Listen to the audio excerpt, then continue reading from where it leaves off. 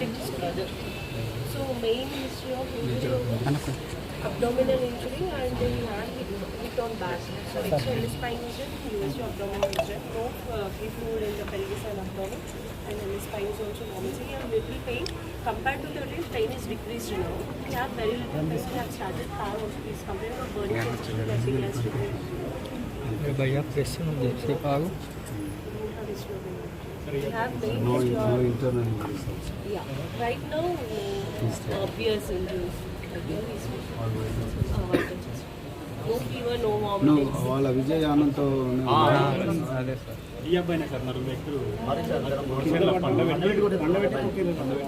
నోటి నుంచి బ్లడ్ వచ్చేసి కొట్టారు రాళ్ళతో చేతులతో కాళ్ళతో తన్నుకుంటా ఒక వ్యక్తి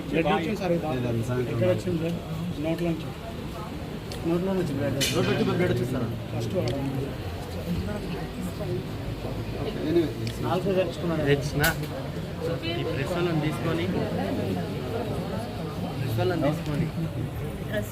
నీకేం ఇబ్బంది లేదంటే వాళ్ళకి ఫ్రాక్చర్ అయింది సార్ మాట్లాడిండు మనుషులతో కూడా మాట్లాడినా మేము భయపడతాం. మళ్ళీ మీ పైన ఏమైనా దాడులు అయితే మేము అందరం వస్తాం భయపడే ఇంకా చిన్న చిన్న పిల్లలు చూపిస్తారు సార్ ఆయన కూడా ఎగ్జామ్ మరి చాలా అర్హత సార్ మా ఊరైతే అంతలేకపోతున్నాం వానికి ఎదురు మారితే కష్టం సొంతమే ఇంటిలోకి వచ్చి ఏదో మిస్టేక్ ఎదురు ఏమన్నా సార్ చాలా ఘోరంగా మాట సార్ మరి వానికి ఎదురు అనుకో వాడిని తొక్కడే డైరెక్ట్గా పండు పెట్టి వచ్చి మరి తరచు ఆడలేదు ఏ ఊరే లేదు. రేపు బీజేపీని కలుస్తుంది.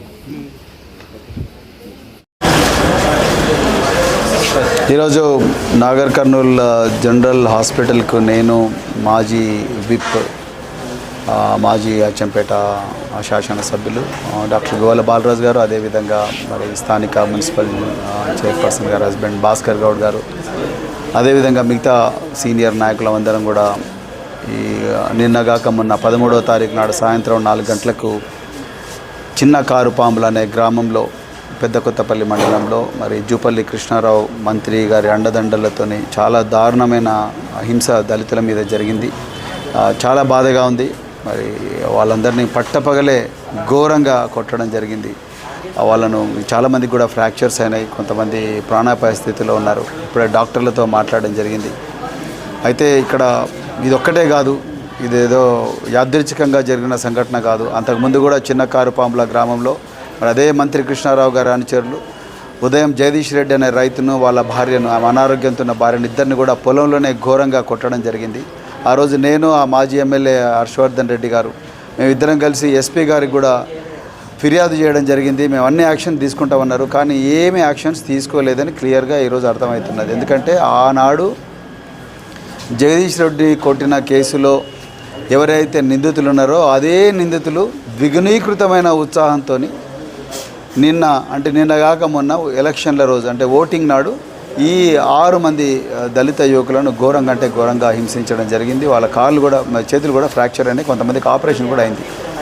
ఇక పోతే ఈ case attempt to murder case. ఫిర్యాదులో చాలా క్లియర్గా విక్టిమ్స్ మమ్మల్ని కులం పేరుతో తిడుతూ వాళ్ళ దగ్గర ఏదో నకిలీ కేసు కాదు, ఇట్స్ ట్రూ కేసు, కులం పేరుతో తిడుతూ ఘోరంగా మారణాయుధాలతో కొట్టిండ్రు అని చెప్పేసి చెప్పడం జరిగింది. వాళ్ళ చేతులు కూడా ఎరిగినాయి, ఫ్రాక్చర్స్ కూడా అయినాయి, ఆపరేషన్ కూడా అయింది. అయినా కూడా పోలీసులు కేవలం 324 మాత్రమే పెట్టడం జరిగింది.